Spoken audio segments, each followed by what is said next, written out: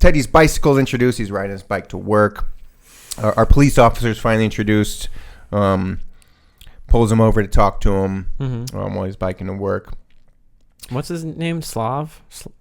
Oh, Vlads? Something like that? Why am I blanking out? I don't know. You were just saying it. Slog? The actor. You just said it a second ago. I don't know why I'm not remembering. Slaver? I have so much to focus on here, Chris. It's hard for me my bad. to divert.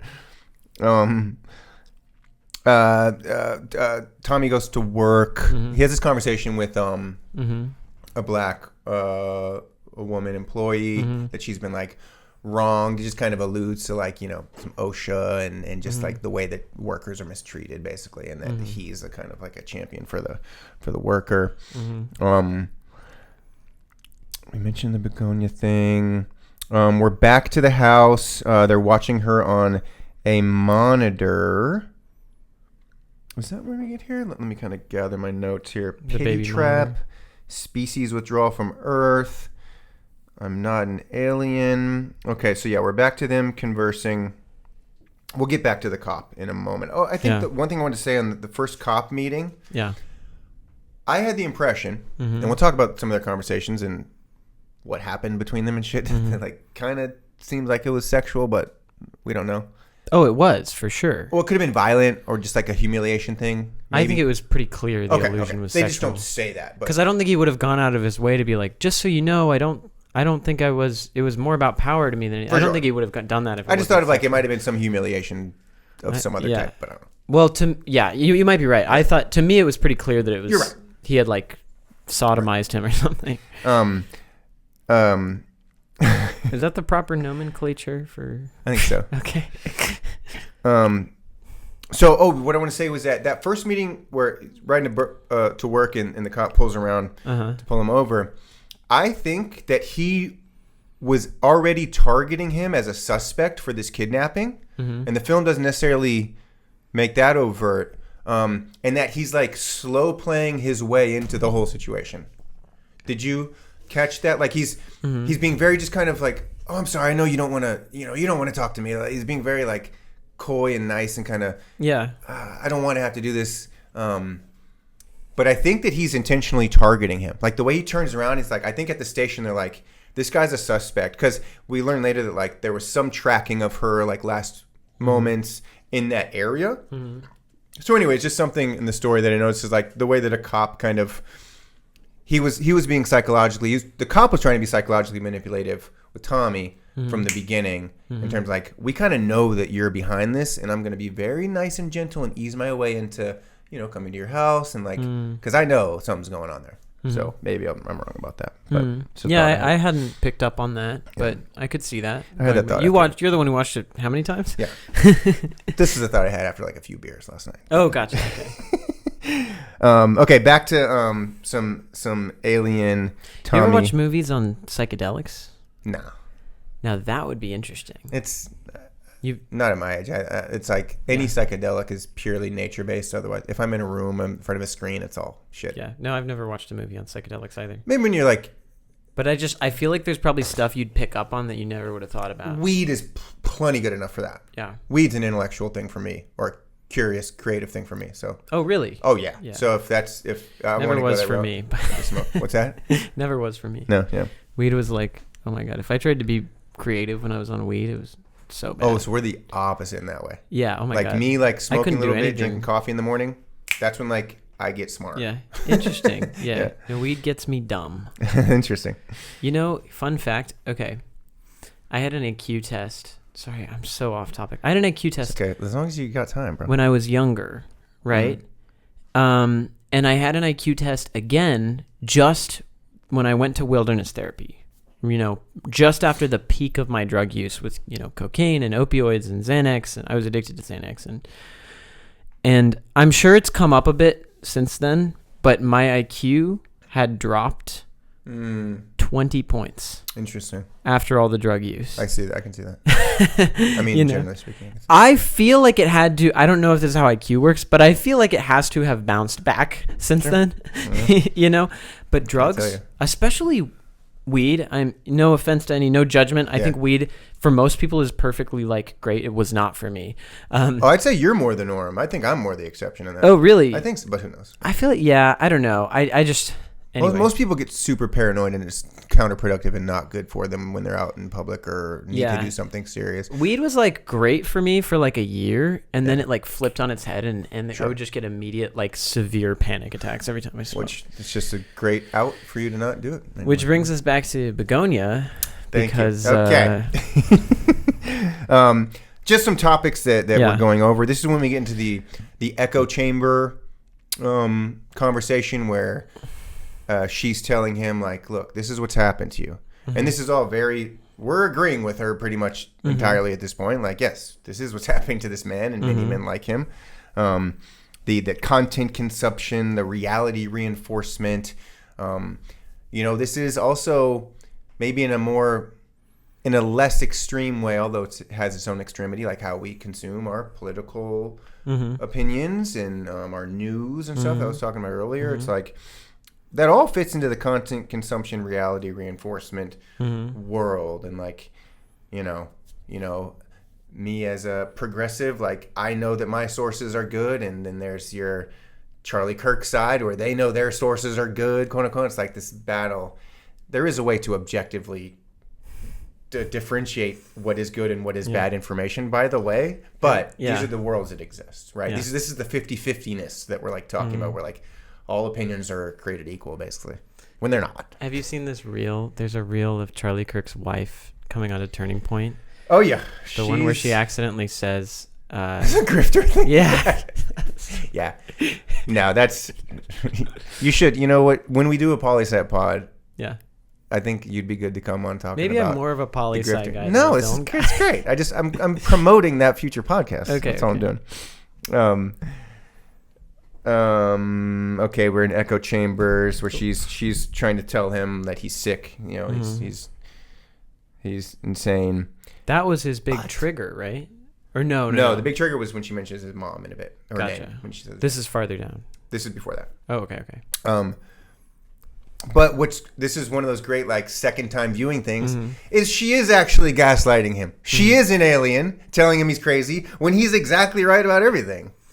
You know what I mean? Yeah. So fascinating second watch on that. That's the part that I still am like, I don't like that. I feel like it was saying something interesting, and if it's true that she is actually an alien, it undermines everything that the film was trying to say. But it doesn't. Because I don't think we should be looking at this and thinking that, oh, this guy was right all along. Like, I don't think that should be the takeaway from this and on movie. first view, you're not thinking that. That's the beauty of it. Yeah. That's the beauty of it. So, end of the day, it is meant for the first view. Yeah. So, up until the reveal. Yeah. You're right. We go through all those thoughts. Yeah. So, we get both. It's best of both worlds.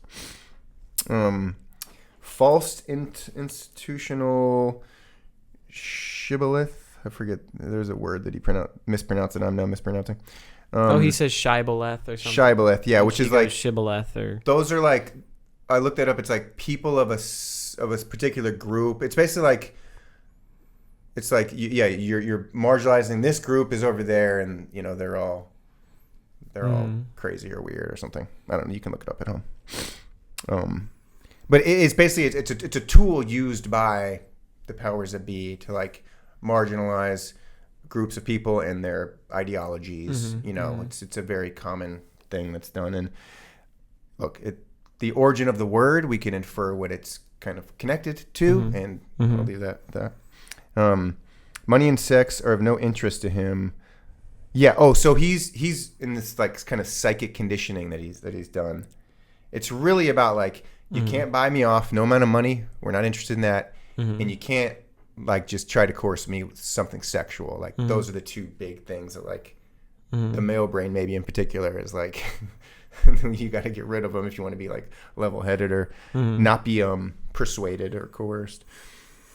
He ignores all institutional rules. So Look, I mean, some of that mentality is appealing and attractive, to be honest, and like important. What, the whole taxi driver type shit? Well, just like step outside of what you've been taught, the way things are. Yeah. You know, the rules that you have to follow, the laws. Like, that's actually a really wise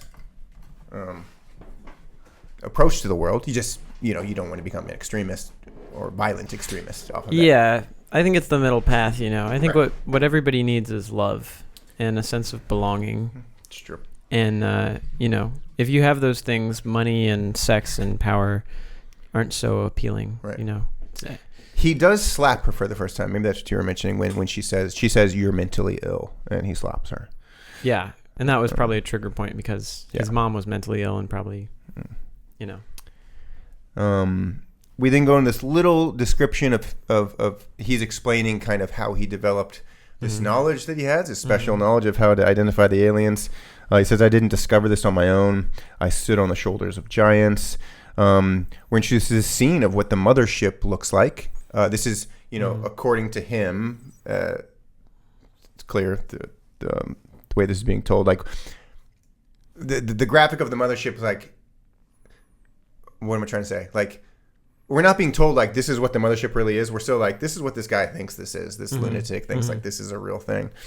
And then he's online like looking up the blueprints of a mothership and stuff like that, which we actually see later with the dead bodies that you mentioned, and we will talk about those dead bodies.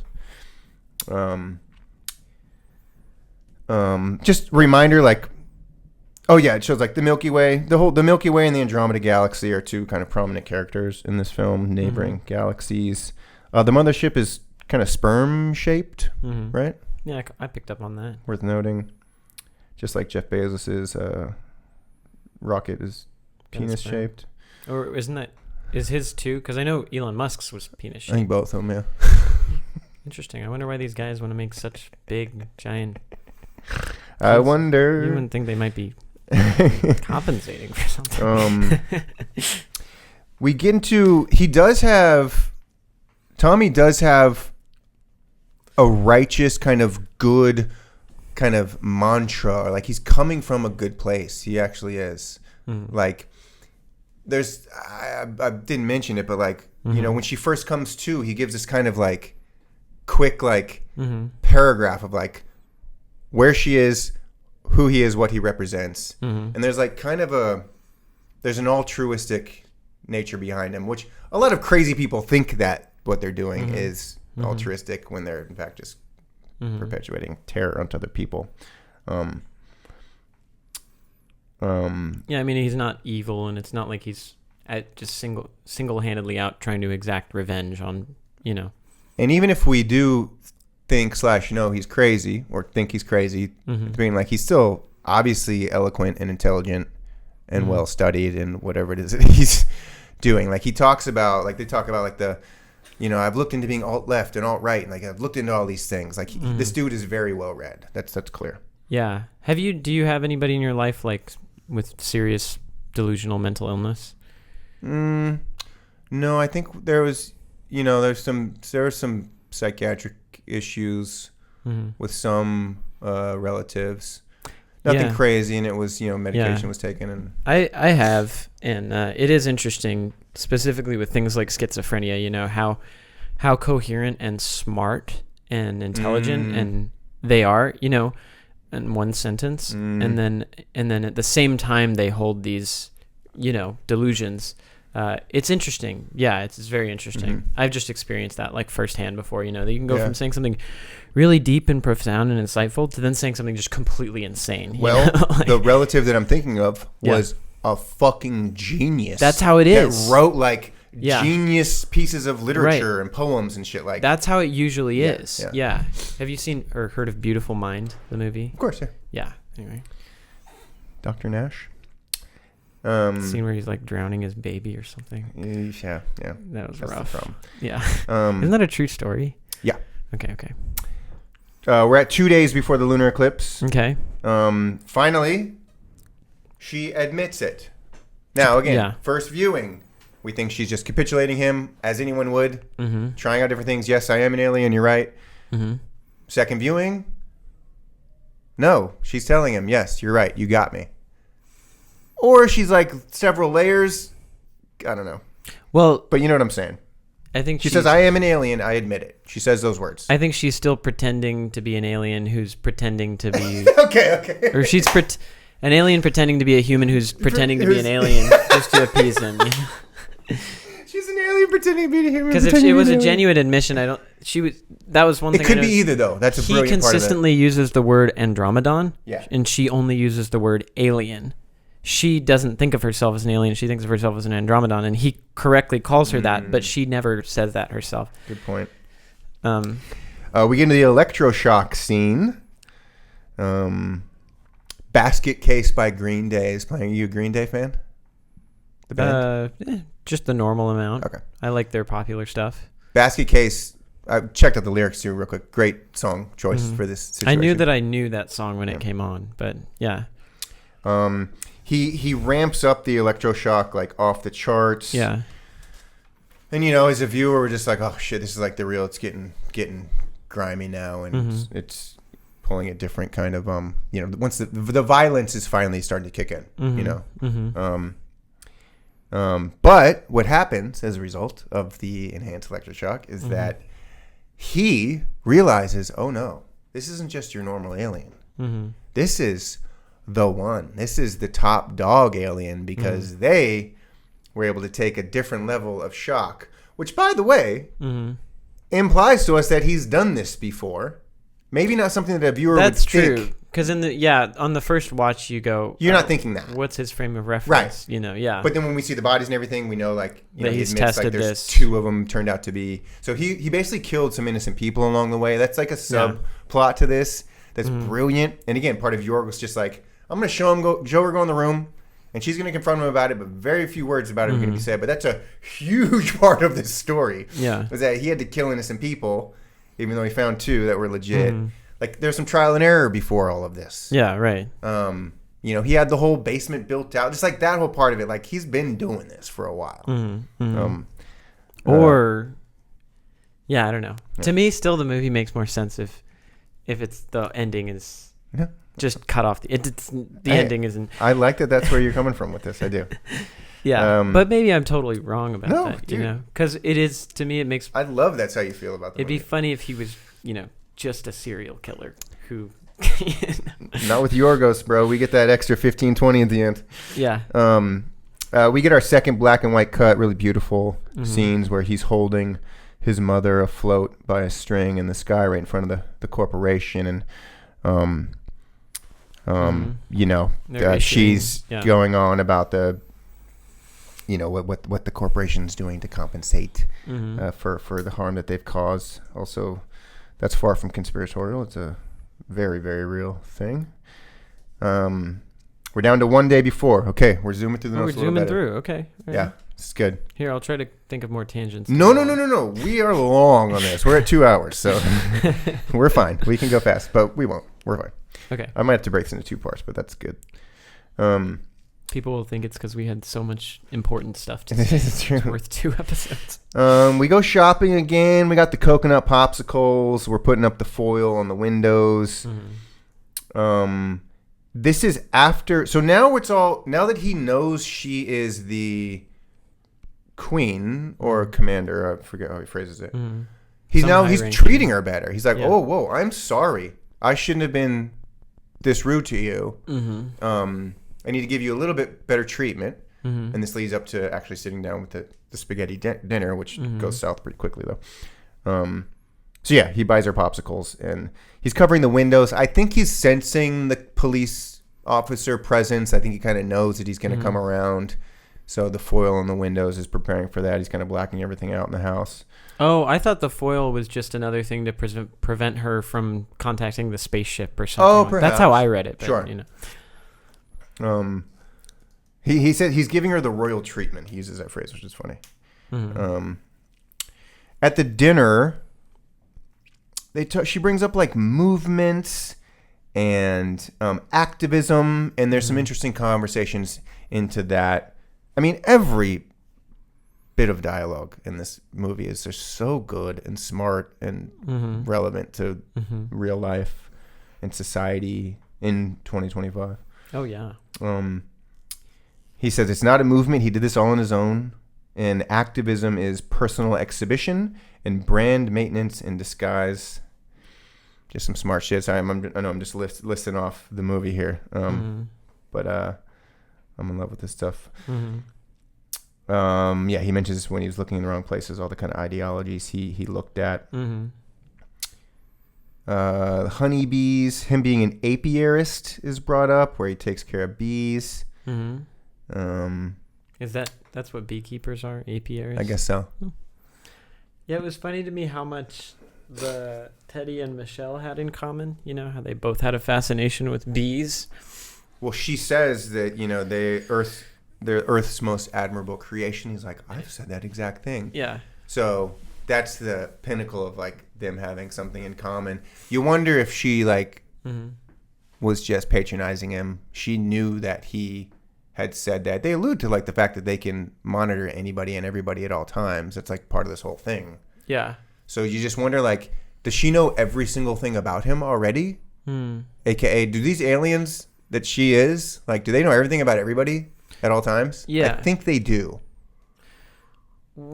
Yeah. This is an important part of the story that hadn't really hashed out much yet. Now we're getting into like an age-old debate of like predeterminism and God. Did God know? No, but they literally, like, the whole neurotransmitter thing, like... Like, why would she let herself be caught and captured? Oh, good point. If that was the case. Great point. You know. There are going to be some unanswerable questions. But to me, which goes back, I guess, to my stance that I've taken now, that like, yes, it's revealed that she's an alien, but the meaning behind the movie, to me, it's a lot more impactful if she's actually not an alien. Like, the dialogue that they have, to me, is a lot more interesting if she's not an alien, you know? And we're allowed...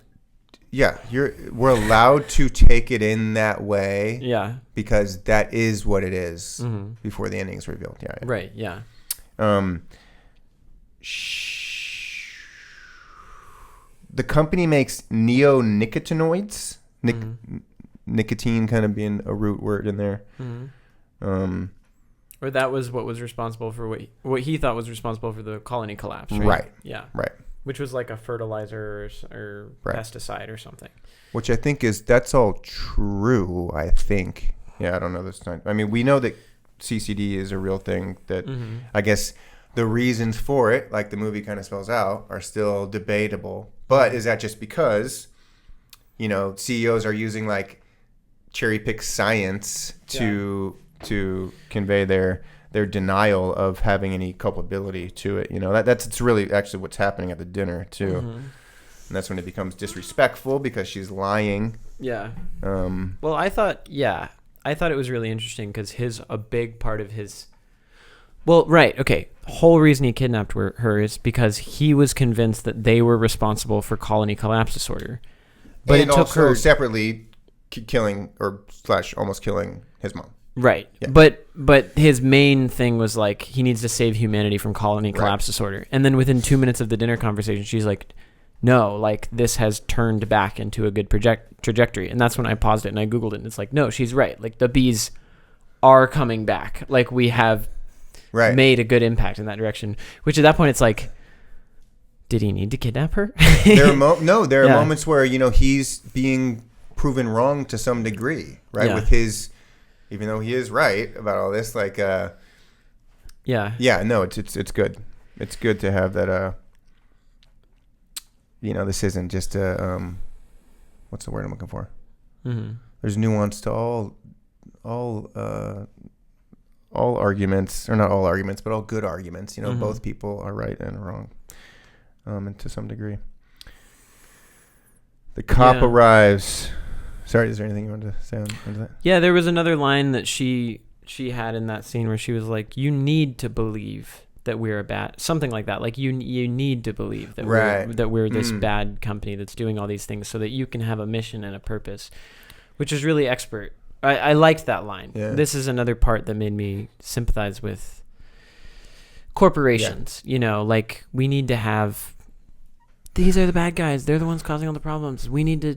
take them down because they're gonna blah blah blah, like Yeah, when I think the reality is a lot more nuanced and complicated than that. This is when the attack happens. He jumps over the table because she says his mom by name, uses her name, and for some reason names really do trigger people. That's so. Now that I'm thinking about it, there was an incident in the NFL this weekend where DK Metcalf, for the Steelers, went in and kind of slapped a fan. I don't know if you saw this. Oh no, I don't. And it came out that his name's DK. He has like the D and the K stand for this longer name. And apparently, the fan, he had a history. He's done this before. Like, he gets up to that front row seat, basically, and kind of heckles him. Yeah. He just said his full name. And that triggered him. Like, I don't know, how dare you say my full name? He did also say that he said a racial slur. Which obviously that supersedes that. But it's something about, like, when you say somebody's name, it can really fucking trigger people. What is that?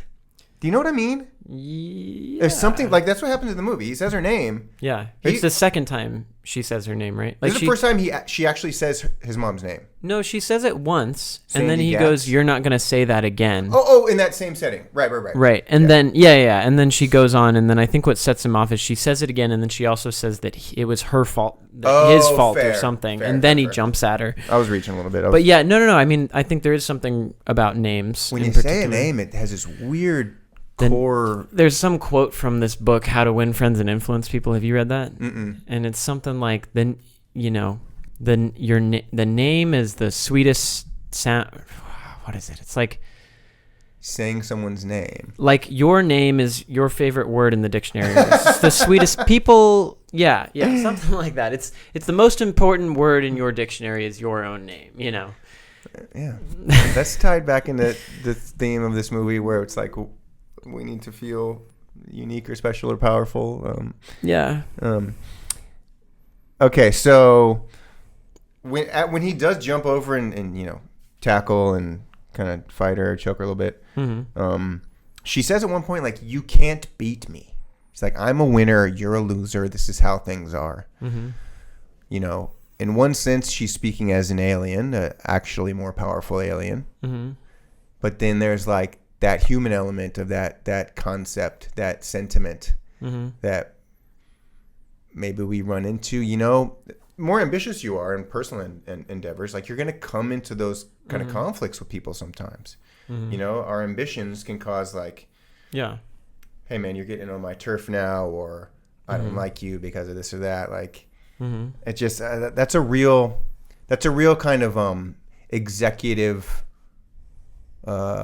feeling / interaction. I think, like, there's higher up the ladder you get, it's that you can't beat me, I'm better than you, motherfucker. Like, it's such a nasty kind of human impulse, but it's just part of climbing the corporate ladder is so that the cop finally arrives and gets in the house, still being very kind of coy and calm and like standoffish, but not standoff, but there. And this is when he mentioned the fucked up babysitter from 20 years ago and feeling guilty about whatever went down, quote unquote. He's talking about every time he passes the house, he has this really sad feeling about it. Again, I think he's very much there to investigate this kidnapping, but he's just kind of easing into that.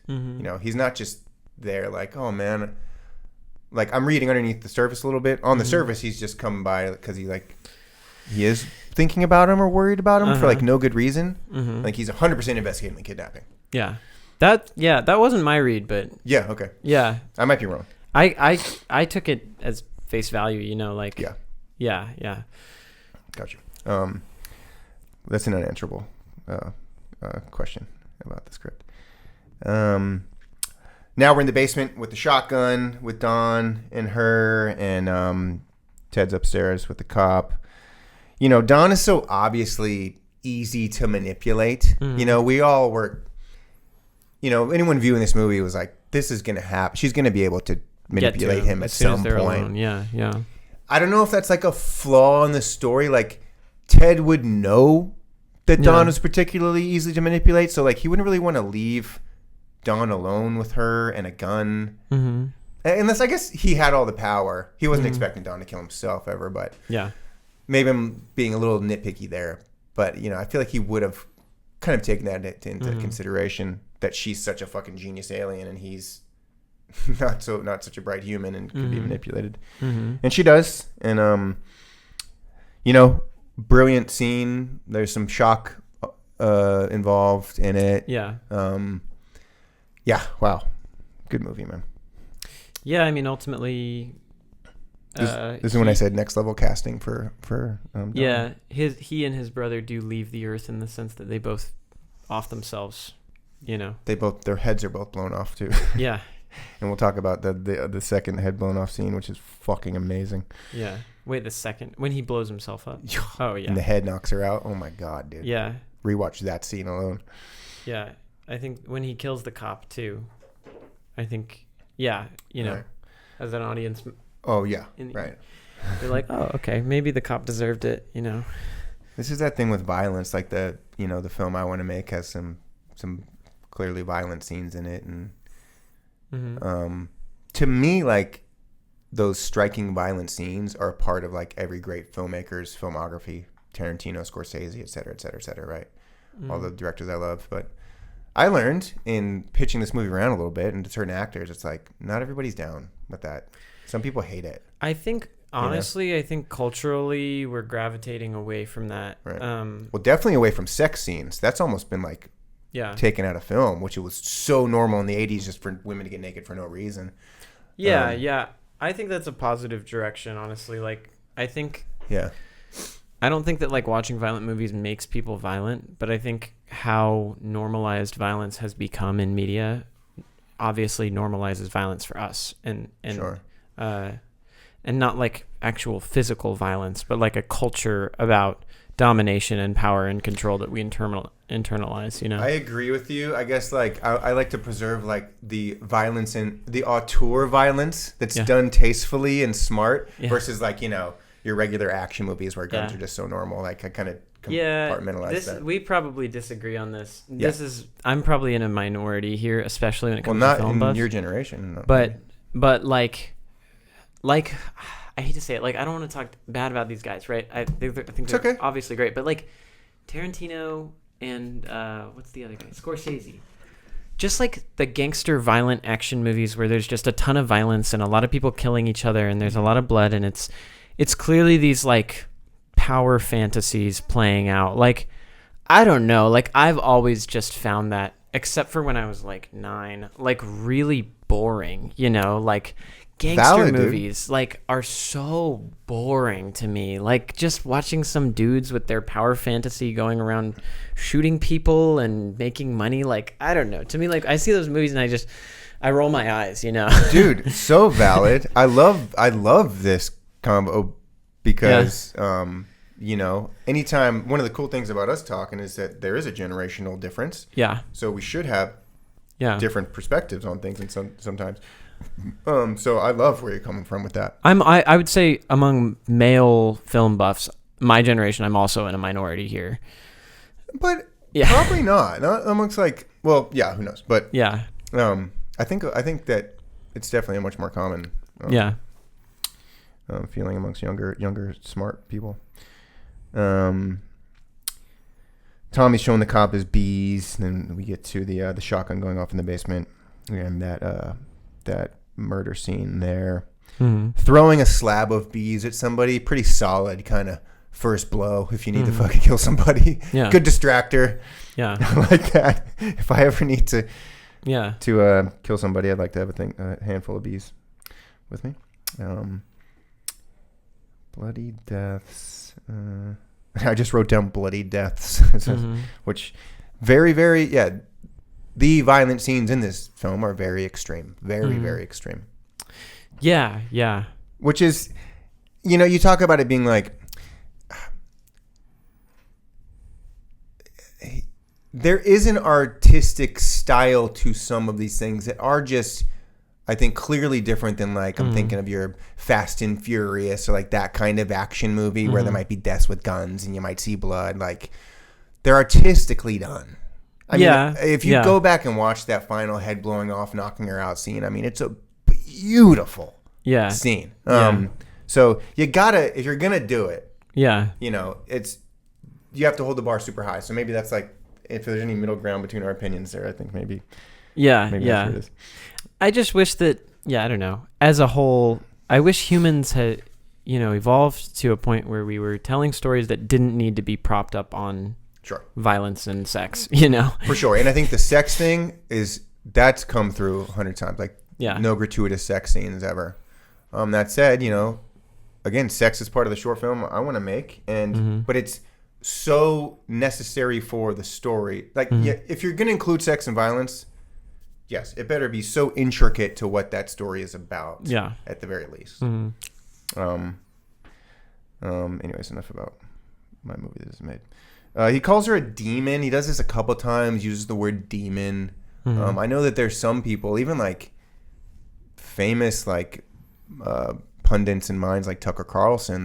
They think that reality involves real demons who have come to Earth, and this does tie into Christianity and like those Christian stories, and it's just it's interesting. You can kind of relate that to theories of aliens coming to the planet, like the Anunnaki or something like that. They're in this, or reptilians or whatever. Like there's all these kind of theories of these other entities coming to Earth that we can call them demons or reptiles. Like there's. Have you heard about the Nephilim? Sure. Yeah. You've heard of them? Yeah. Okay. Yeah. Do you know about like the Book of Enoch and a little? I mean, I know of it. Yeah. But yeah, I'm into. I do enjoy learning about these stories and theories. Yeah. I mean, they are stories end of the day. And I think that one's really interesting because it's very old and actually fits into the timeline of the canonical Old Testament. And it was just chosen to be left out for political reasons. Like they knew it wasn't going to be easy to digest, all that stuff, Enoch, that's all, that and flat earth firmament is all same story. Right. Same reality, I guess. All right, we're almost there. Okay. I feel like we covered like finish line. We took like an hour and a half covering the first 10 minutes and then flew through the rest. And well, you'll see. It'll be good. It'll be more balanced than it may feel. Okay. Don't kill me, she says. Don't kill me, Teddy. I have a cure for the mother. So, upon first viewing again, we're like, okay, she's throwing out different Hail Marys. What's gonna work? And now she's at the way to have a cure for your mother point of the trying to persuade him to or trying to get out of there somehow. Any truth toward mother story? Oh, so yeah, so this is when she's like, there's antifreeze in the car. It's not really antifreeze. Go put it in her IV bag in the hospital. Yeah, that was a moment where it was funny because he's so like, she's going to try to manipulate us and blah, blah, blah, the whole movie. And he just totally falls for it. And then he just immediately like falls for the most obvious, This is a good point. Yeah. Because, we do trust his intelligence in a certain way. Yeah. And like, at least in terms of like being guarding against manipulation. That's his whole thing. Yeah. Is it because Donnie's just been fucking killed and he's like, that just kind of blew up his whole... Like maybe he took down his safeguards. Yeah, he's desperate enough or something. Like that I guess that moment is a little hard to believe. That's fascinating though. So all the prep he did to try to train his mind and not be manipulated. You can only do so much end of the day. There's still things that are going to be able to break you down. Yeah. And seeing Donnie with his head blown off was that. His deepest, most core desire was that he wanted his mom. That's what got to him at the end of the day. Well, bro, then we have like the conversation between her and Donnie where he's like, will you just take me with you? Like, if this is real, bro, I'm going to cry. That's like, he's in such pain here on Earth, which so many human beings feel that way. And that's when they get into addiction or whatever. And him just, bro, yeah. Just how innocent and vulnerable he is. And like, he just wants somebody that knows the truth, dude, which is, he's autistic, but that is every human being to some degree, And in some way, like, he's more representative of like the common man than like anybody in this movie. Yeah. So I want to shout out to the music. So Teddy rushes to the hospital. This is when the movie gets kind of like, starts to get a little out of control and a little more fun, honestly. yeah, just great use of music, kind of hard hitting like symphonies and stuff while he's riding the bike to get the tension up. While he's gone, she grabs Don's keys. So yeah, we can tell that he's fucking up. He's going to put antifreeze in his mom's thing. He leaves the keys behind. Like he's lost his sense of being smart, I guess. This is when she finds the jarred body parts, which I think we mentioned enough. Was there something else about that whole sequence that you wanted to comment on? It's like his room. I mean, there's some pretty gnarly scenes there. The jars, the body, duct taped and bagged down. I like how, for me at least, it was very disorienting. Like I was like, wait, what is this trying to convey? And it took me a minute before I realized, oh, it's conveying that, that they were aliens and he was actually onto them. Right. No, definitely, dude. One of those minimalist, not really described much scenes that, like, I bet a lot of people didn't understand that the first time they saw it. She goes through like his photo book with notes. Yeah, I think the biggest part of that whole thing is like, even until now, us talking, like, I didn't really bake it in, like, how long he's been doing this for. Like, that whole book and shit, like, he's been doing this for a long time. So he actually, even though he knows the truth, he also is a psychopathic killer who has killed innocent humans throughout the process. Just for the record, he's not just... Yeah. Well, probably, probably not psychopathic. I mean, he's probably not getting off on killing them, He seems to, I would say maybe delusional killer, Sorry to call him psychopathic. I'm sorry. Yeah, there's too much stigma around psychopaths. Sorry. Okay, so he puts the antifreeze in his mom's thing. She dies. He jumps out. He's, obviously just a mess racing back home now. Ricky at the gate. Ricky. That was the security person who just let her in. Oh, are we there now? Okay. Yeah. Andromeda. Okay, so goes back home, doesn't kill her, and I almost forget how she convinces him to like go to her workplace, but they're in the truck. It's day. She has the wig on, trying to look as normal as possible. I don't know if it's explained or she's just like, I'll take you there. And then, yeah. He's gone. He does a great job up until this point. Now he's just fucking, he's lost. Great job by him up until now. We're in the office with the calculator that she's using to contact. Yeah, and that's where, for me at least, it went back to like, oh, okay, she was just, fucking with him. She's 100%. Not actually an alien. I love that you said that, because this is where I was like, oh, this is where it leaves no doubt to the viewer. Yeah. That she's not an alien. Right. Yeah. Right. Yeah. That's intentional, though. Yeah, right. That's a Yorgos intentional thing.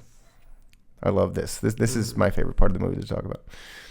Unless he actually did die then and there. And the whole alien thing is I'm not mad at your fever dream death fantasy, The 58-digit code. She has to double down on the... Oh, yeah, here's what a little nitpick. She's just walking back into work after missing for so long and like... Well, see, I read that as like she has so much power and control over these people that they're not going to dare question her, They're not going to... Nobody's going to be like, wait a second, or, Yeah, they're all just letting her go, like, instead of being like, what the fuck? Like, stop, call the police. Which I think they all are doing, of course, while they're in the office. They're not just like ignoring it. Yeah, right. But they don't dare like get in her way still. She mentions the 5:35 thing as she passes through her office. She says it just made me laugh. Yeah. Like, don't forget to tell these people it's 5:35. They can go home. Yeah. She limps into her office. We are at, he's talking about, so now we're in like we're talking about the transportation, the closet is the transporter. Is that the word I'm looking for? What's the word when something like that. Teleporter. There you go. Teleporter. Yeah.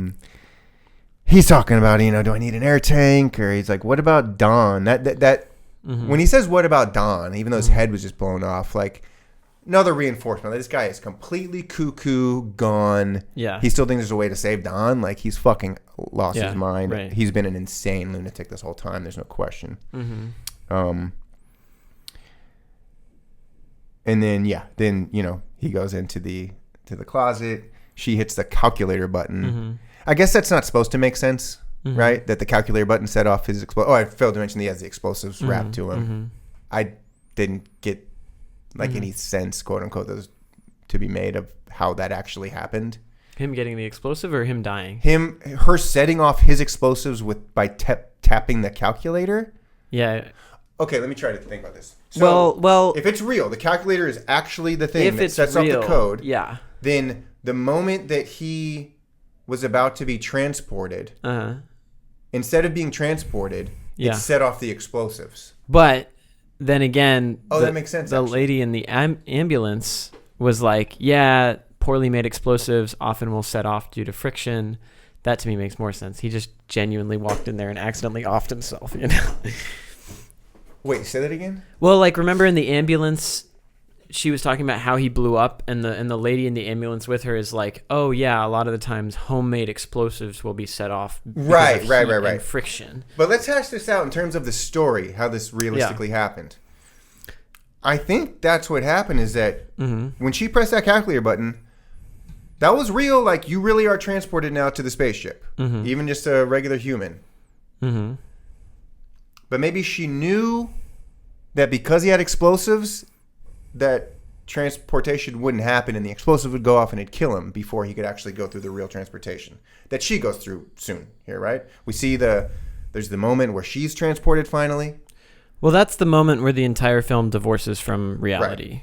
So to me, it's like kind of just like imagination logic. Like maybe there was another button on the calculator that would make things blow up. I'm just trying to really make sense of the imagination logic, which I think there is. Like, if you ask Yorgos, like, I bet you. Or maybe anybody who's not an alien blows up in the transporter instead of, or something like that. But she didn't know. Like, she didn't know that he had the explosives on him. I just wonder if he didn't have the explosives on him. Well, she knew when he went in there that he had them on. No, didn't he show her after they went into the office? Oh, into the closet, yes. Into the closet, yeah. But going in the office and everything, she didn't know that. So he finally reveals it. Yeah. So had he not had explosives on him, I wonder what she would have done. Maybe if you try to transport any human being, they die or something. I don't know. That's the thing that's tough because I feel like at that point, once it divorces from reality, we're trying to make sense of something that doesn't make sense. This is what I do. It's literature, maybe. Sorry. Okay, I'll move on. Again, this is like my favorite stuff to talk about. So I think the moment when we know that we're divorced from reality is when she walks out of the ambulance. Yeah. That's like, whoa. There's still a chance it's real. And we don't know for sure until she actually, she walks back, she picks up the calculator through the glass. The police are like, whoa, what are you doing? That's the other sequence I was talking about where that whole sequence of her walking with the music is really cool. From the ambulance back to her workplace, which again, nitpick, like they would have stopped her. They would have followed her and got her before she got back to work, but whatever. So then she goes in the closet, she transports, we see this cool kind of scene where it looks like the inside of a body or something, like a lung or a heart or something. You know what I'm talking about? Yeah. And that's not explained, and I don't know how this transportation happens. What I will say, so this is when we get back to the spaceship, almost done here. 2.5, baby. We're going to get under 3. Thank you for your time, by the way. I appreciate it. Thank you for your time. It's 5 o'clock. We good? Yeah, we're good. Okay. Let me send a text real quick. Yeah. We're at the spaceship part, so we can be as long or short as we want. This is a very thorough podcast. It's good. Can I take a picture? Of course, yeah. Okay. Oh, wait. Maybe I'll use point. You want me to take it? No, I want both of us in it. Oh, we're both in it? All right, I got to eat some quiche, though. Hold on. Should I just get a mid-quiche eating? Get a load of this guy. Are you videoing or picturing? Picture. I was just saying that for the... Oh. Any quiche shots or no? Did I miss that? A little bit. Let's try that again. Okay. Okay.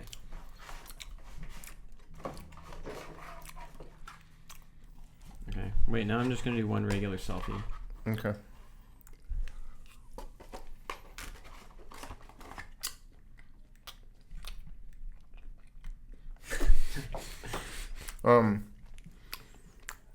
Okay.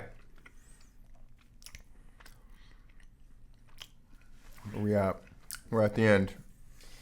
We're at the end. Okay. We get to the part Curtis hates the most. The aliens? I don't hate truth, it. Baby. It's the truth. Oh, okay. This is reality. I can't handle the truth. Oh, rest in peace, Rob Reiner. A Few Good Men. What that scene is from. Wait, did he make that movie? Oh, yeah. I didn't even know that. Oh, dude. The guy has the best filmography of all time. Like the most diverse. Yeah. Okay, truth. Oh, here's one to know about the whole transportation process. It'd be one thing if, like, it's consciousness and she's like, bless you. Oh, that just peaked all the mics right there. It'd be one thing if, like, on Earth she had a human avatar and then the alien mind, and then her consciousness transported back to some other, like, real body in her real world. But her whole real body goes. Her clothes that she's in. She still has a shaved head. Like, that's interesting. Again, there's no real answers to give here, but, like, I just, like, her whole body transmuted. I don't even know the word still yet. Yeah. Tried to use a few ones. Did her clothes or? Yeah, she was wearing the same jacket. Oh, okay. You know? So, that's fascinating. Whatever that teleportation... Dream logic. Well, there is some science behind teleportation. So, like, Star Trek was famous for using teleporters in, like, their 60s shows. And if you look into it, like, just, like, time travels, like, you can get into it a little bit, like, how it could be possible, maybe. Yeah. Same thing with the teleportation. There's some modern science, too, about, like... I don't know enough about this stuff, but it's like quantum physics and, like, how something is happening on one side of the universe and this side of the universe at the same time, and I don't know. Interesting. Yeah. I could only speculate on my end how it works. I'm sorry. I feel bad for you. I'm, like, going off on these, like... No. Science fiction theories like they're real. I think, it would probably, like, logically for it to include the clothes, maybe maybe this thing detects the life form or whatever, outlines, traces a shape around it. But then also, if I was, like, writing a code to do this, it would take whatever the volume of the human is and then add an additional, like, 1% surrounding to encompass the clothes or something like that. I think all the atoms are, like, taken apart. Yeah. Gone through the thing. Yeah, but then where do you reconfigured in the gut? Sure. But then where do you draw the line between she was standing on the floor, why didn't a piece of the floor go with her, or a piece of what she was sitting on, or like, unless maybe there's some, they're aliens, so maybe they've got some kind of advanced, this is probably it. They have some kind of advanced AI that scans the whole thing and is able to pick out just her and the clothes and transport them. That's probably what it is. I love this. I love this talk. They probably used AI to make the teleportation work. Whatever AI means to them. Yeah. The spaceship. We see the spaceship now for the first time. In real life.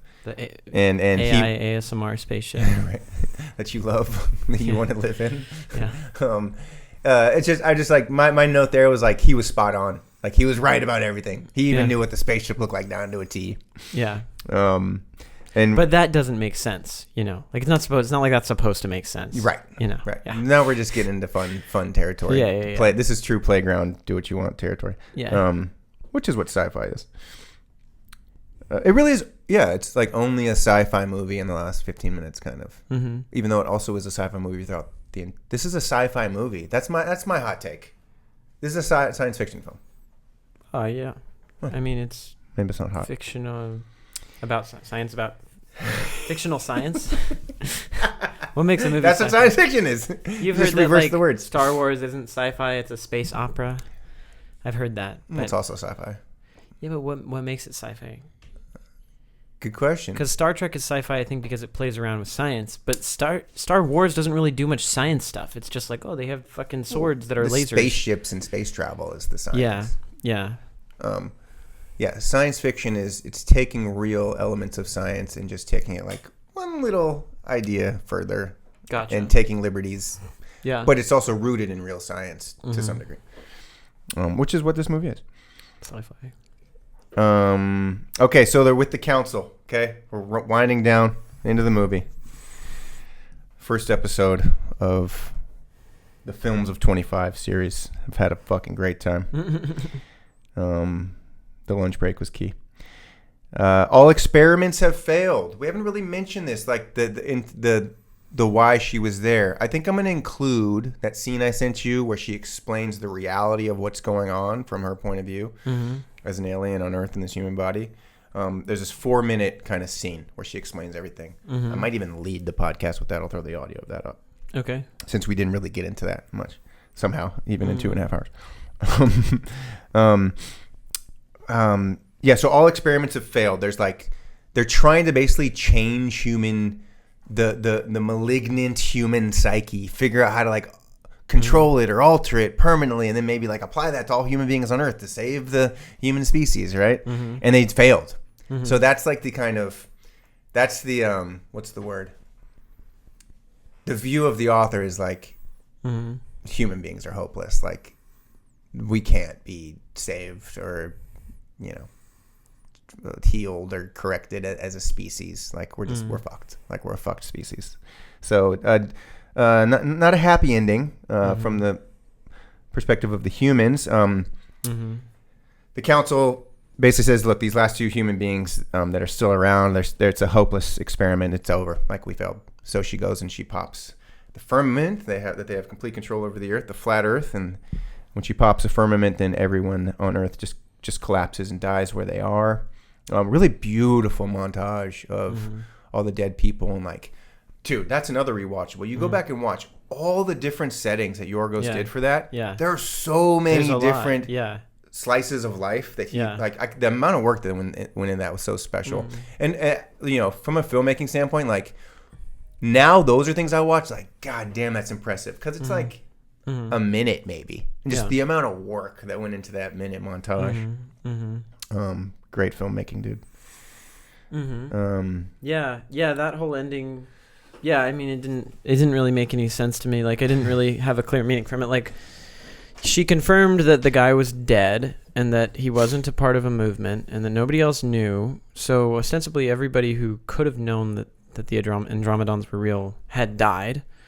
And yet she came back and decided to kill everybody again. Right, because their experiment to like correct human beings writ large failed. Like, they can't do it. So therefore the human race is pointless. They have to just get rid of it so they don't further destroy the Earth. Right?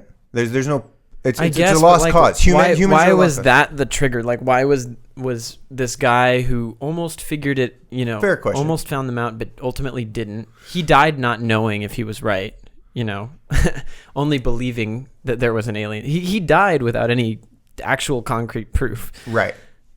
So what was the point of, that part didn't make any sense to me. Like, why, if the whole thing was like, these humans are hopeless, so we're just going to pop the thing and kill them all. Like, why was that the trigger that made them finally do that? I don't even know. That's a great question, because in my mind, it was like whatever subjects they were talking about. Yeah. Apparently his mom, this is the part where we don't know when the alien was lying or telling the truth, because she lied about the antifreeze being a cure. So she did lie sometimes. Is that like she said like his mom was like a test subject because she was so fucked up, basically, right? So when the council's talking about how they have these different subjects that they're testing, I don't even think they were talking about Tommy and Don. They're just talking about some like other subjects that we don't know about. It's just like the general point. Wait, were there subtitles in the last scene with the council? Yeah. Oh my god, dude. Oh, why, you didn't have one? I pirated it and there were no subtitles. I didn't get any of the dialogue in the last scene. Don't pirate, kids at home. This is a good anti-piracy message. No, just kidding. Unless you don't have any money. I'm kidding. Probably bought it. I would have given you the password. Then go ahead and go pirate away. If you do want to pirate, though, go to Pirate Proxy. It's our 5th sponsor. Our 5th sponsor today is Pirate Proxy. And we'll give you a reliable list of proxies for the Pirate Bay. Always make sure that the seeder and leecher count is high, and make sure there are comments confirming the validity of it so you don't get a virus. You can cut that part out if you want. No, that's all. That's saying it. No, but what? Okay, can you recap for me? Is that what was talked about in this conversation? What? Like what went down in this conversation? Because I have no idea. All I heard was like, yeah, no, they're basically like subjects throughout the earth. Like they found like the most fucked up people they could to see if they could, whatever they were doing. And look, some things are left unsaid. That's part of it. Just as simply as I interpreted it, is that they were just running experiments on different human beings. Teddy and Don were not those human beings, right? It was, but his mom was them. One. Yeah, right. What was technically separate from the council meeting, right? You know, she got back from all that shit, but then they went on to talk about their mission as a whole. It was bigger than Teddy and Don. Yeah. So they're not the reason totally why they popped the firmament. They're like, this is why, and then they did it. That would have made sense. Yeah. Okay, I'm glad that we Can I find those fucking subtitles? I'll send you the Apple movie. So yeah, they were just like, dude, we tried to fix humans and we couldn't. Basically, is the gist of it. Yeah. So there was more of a logic behind what she did. I'm glad we cleared that up. And then that's we're there. We the cat and dog, they're still alive when all the humans are dead. So it only got the humans. Every other animal on Earth seems to be fine. It's just us that are the threat. You know, a prevailing theory by many that we are the virus on Earth. This is actually like the core of the Matrix story. That humans are? Yeah. We're the ones that are really the cancer that are fucking the Earth up and, et cetera, et cetera. I couldn't more profoundly disagree with that. Okay, I love that. And neither could Teddy. He disagreed with that too. Trees. You know what happened when trees came to Earth? What? They caused a mass extinction. 70% of all the fish in the ocean died. You know who wasn't concerned about their impact on the environment and how it would affect species? Trees. Do we love trees still? Yes. Trees didn't give a shit about their environmental impact. We give a shit about our environmental impact. We're aware of that. Humans are fucking amazing. Republicans don't, but okay. Humans are amazing, and if you look at our trajectory as a species, we right now there's some turmoil, there's some anxiety, blah, blah, blah, whatever. Our trajectory goes like this. Humans are fucking amazing, and we're not evil, and we're not hopeless. We're not going to destroy the world. We're going to figure our shit out because that's what we do, because we are fucking amazing. That's what I believe. There's too many cynical people out there today who think that we're hopeless, who think that we're powerless, who think that the bad guys are going to win, and that sucks, but it's not the truth, and it has never been the truth. Every single time. Oppressors fall. Civilization moves forward. The future continues on, and we get better. That's the human story. I couldn't think of a more perfect way to end this podcast. Thank you, Curtis, for coming through. We're at 2:43. We got a good 2 hours and 43 minutes. Good two-parter on our hands. You don't think we got another 17 minutes? I think we're okay.